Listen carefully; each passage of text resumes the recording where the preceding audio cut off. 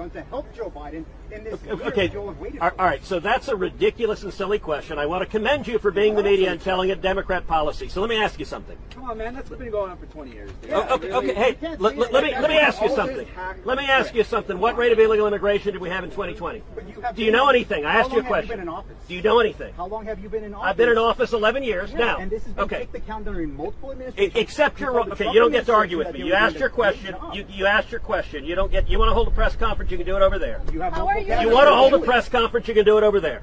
How are you? So hold on. I'm going to answer his question.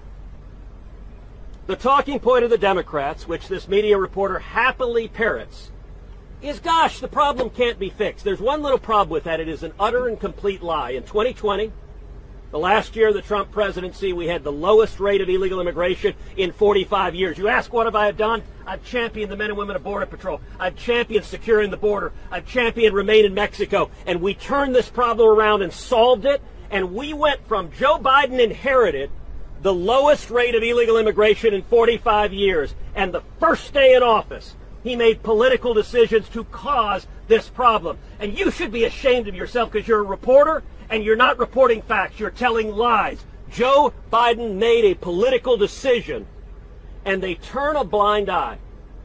If you want to know just how much they turn a blind eye, 6 weeks ago in the Judiciary Committee, I questioned Alejandro Mayorkas. I put up a poster board of colored wristbands.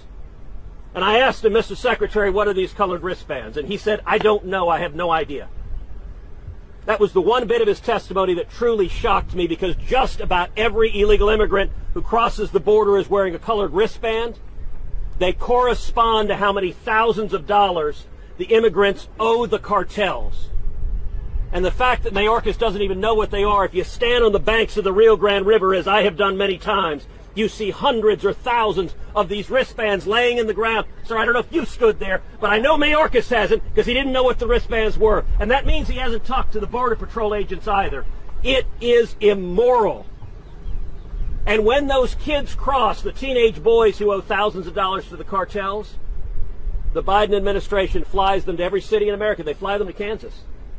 And there those teenage boys are forced to work for the Mexican drug cartels committing crimes to pay off the money they owe. And if they don't pay it off, they'll murder their families. And I'll tell you, as bad as the boys have it, the girls have it worse. There are thousands upon thousands of teenage girls trapped in sex slavery. And yet, for those of you in the media who don't report on that, you should be ashamed. This is evil. And the reason you don't see any Democrats here is they can't defend this. They're counting on the press not to cover it.